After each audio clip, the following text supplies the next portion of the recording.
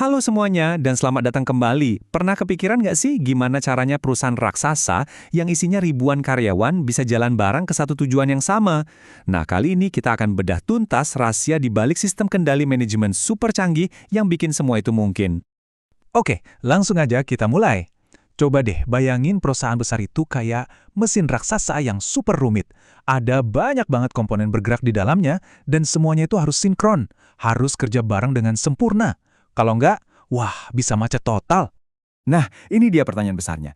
Gimana coba caranya seorang CEO mastiin tim marketing di Jakarta, pabrik di Cikarang, sama tim R&D di Bandung itu semua geraknya seirama ke arah yang sama? Ini kan tantangan manajemen yang luar biasa gedenya. Gini deh biar gampang, anggap aja kayak tim sepak bola. Setiap pemain punya peran dan cara ukur sukses yang beda-beda. Kita nggak mungkin kan nilai seorang back dari berapa banyak gol yang dia cetak. Ya sama aja di dunia bisnis, masa departemen HR diukur dari pendapatan penjualan? Nggak masuk akal. Tiap bagian itu harus diukur sesuai fungsinya sendiri. Nah, solusi buat tantangan tadi itu ada di sebuah konsep yang namanya pusat pertanggungjawaban atau dalam bahasa Inggrisnya responsibility centers. Ini tuh semacam kerangka kerja yang dipakai perusahaan-perusahaan top dunia buat mastiin semua pemain di timnya tetap on track. Jadi intinya gini, perusahaan itu dipecah-pecah jadi unit yang lebih kecil, biar gampang dikelola. Nah, setiap unit atau pusat ini dipimpin sama satu manajer yang tanggung jawab penuh sama kinerja unitnya. Kedengarannya simpel ya, tapi percayalah, konsep ini powerful banget. Dan yang kerennya lagi, model ini tuh berlaku universal. Nggak peduli itu departemen akuntansi atau lini produksi di pabrik, semuanya ngikutin pola dasar yang sama. Mereka terima sumber daya atau input, terus melakukan pekerjaan atau proses, dan akhirnya menghasilkan sesuatu, yaitu output. Terus gimana cara ngukur kinerjanya? Ada dua kata kunci di sini, efisiensi dan efektivitas. Gampangnya gini, efisiensi itu melakukan sesuatu dengan benar, tapi efektivitas itu melakukan hal yang benar. Sebuah unit bisa aja super efisien bikin produk, tapi kalau produknya salah atau nggak laku, ya berarti nggak efektif. Perusahaan yang hebat butuh dua-duanya, nggak bisa salah satu. Oke, sekarang kita udah paham konsep dasarnya, yuk kita lihat gimana penerapannya. Jadi ada 4 tipe utama pusat pertanggungjawaban, dan masing-masing itu punya papan skornya sendiri-sendiri. Beda kerjaan, beda cara nilainya. Nah, kalau kita lihat di diagram ini, ada 4 jalur utama ya. Ada yang namanya pusat pendapatan, terus pusat biaya, wah yang ini ternyata ada 2 macam lagi. Lalu ada pusat laba, dan yang terakhir pusat investasi. Oke, kita bedah satu persatu ya. Pertama, ada pusat pendapatan. Fokusnya cuma satu, jualan, jualan, dan jualan. Pokoknya gimana caranya dapat omset sebanyak-banyaknya. Kedua, pusat biaya. Kebalikannya nih, tugas mereka justru ngelola pengeluaran, neken biaya biar nggak boros. Nah, naik level, ada pusat laba. Manajernya diukur dari pendapatan dikurangi biaya alias profit. Dan di level paling atas ada pusat investasi. Ini nggak cuma soal laba, tapi juga seberapa jago mereka muterin aset perusahaan buat ngasilin laba itu. Keren kan?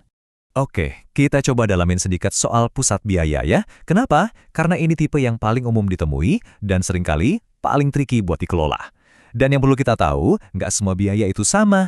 Nah, bedanya di sini, ada yang namanya biaya teknik atau engineered costs. Ini gampang diukur. Misalnya mau bikin 100 mobil, kita tahu persis butuh berapa banyak baja kan? Tapi ada juga biaya kebijakan atau discretionary costs. Nah, ini lebih abstrak. Coba berapa anggaran yang pas buat R&D? Nggak ada jawaban pastinya, itu murni keputusan strategis. Jadi kalau kita ngomongin pabrik atau gudang, itu contoh klasik dari pusat biaya teknik. Kuncinya ya efisiensi. Sebaliknya, departemen kayak HR atau R&D itu masuknya ke pusat biaya kebijakan. Suksesnya mereka bukan diukur dari seberapa irit, tapi dari kualitas kerja dan inovasi yang dihasilkan dari budget yang udah ditentuin. Oke, sekarang saatnya kita rangkai semua kepingan puzzle ini. Gimana sih wujud semua konsep ini kalau kita lihat di struktur perusahaan beneran? Nah, kira-kira begini penerapannya. Tim marketing itu jelas pusat pendapatan, papan skornya ya target penjualan. Terus bagian produksi itu pusat biaya, yang penting target produksinya tercapai dengan efisien.